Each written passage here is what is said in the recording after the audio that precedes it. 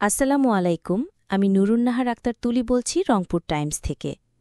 গণ অধিকার পরিষদের সভাপতি নুরুল হক নূরের শারীরিক অবস্থার আপডেট নিয়ে আজ আবারও আলোচনায় রাজনীতির অঙ্গন।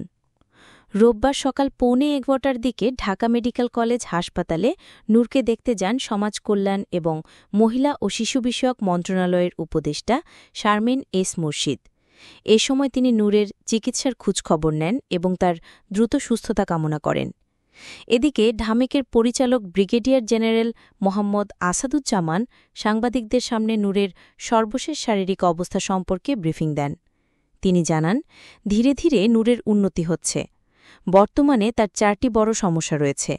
1. নাক ভেঙে গেছে, 2. চোয়ালের হাড় ক্ষতিগ্রস্ত, 3. চোখে গুরুতর আঘাত এবং 4. মস্তিষ্কে রক্তক্ষরণ। তবে চিকিৎসকদের তত্ত্বাবধানে প্রতিটি জটিলতার দ্রুত উন্নতি হচ্ছে। সিটি স্ক্যান রিপোর্ট ভালো এসেছে এবং ধীরে ধীরে নূরকে আইসিইউ থেকে সাধারণ বেডে নেওয়া হবে বলে আশা প্রকাশ করেছেন হাসপাতাল পরিচালক। চিকিৎসকদের মতে ভাঙা হাড়গুলো সময়ের সাথে সাথে জোড়া লাগবে। মস্তিষ্কে রক্তক্ষরণের ঝুঁকিও এখন অনেকটাই কমে এসেছে। যদি এভাবে উন্নতি অব্যাহত থাকে তবে 1 সপ্তাহের মধ্যেই নূর হাসপাতাল থেকে ছাড়পত্র পেতে পারেন। উল্লেখ্য, শুক্রবার রাতে রাজধানীর বিজয়নগরে গণ অধিকার পরিষদ এবং জাতীয় পার্টির নেতাকর্মীদের মধ্যে সংঘর্ষ ঘটে। পরিস্থিতি নিয়ন্ত্রণে আনতে আইনশৃঙ্খলা বাহিনী লাঠিচার্জ করে।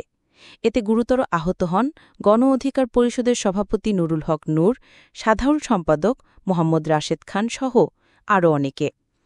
প্রথমে নূরকে ইসলামী ব্যাংক হাসপাতালে নেওয়া হলেও পরে চিকিৎসকদের পরামর্শে রাতেই তাকে ঢাকা মেডিকেল কলেজ হাসপাতালের আইসিইউতে স্থানান্তর করা হয়। এখন সবাই আশা করছে নূর খুব দ্রুত সুস্থ হয়ে স্বাভাবিক জীবনে ফিরবেন। আমি নুরুন্নাহার আক্তার তলি, দেখছিলেন রংপুর টাইমসের বিশেষ রিপোর্ট। আমাদের সঙ্গে থাকার জন্য ধন্যবাদ।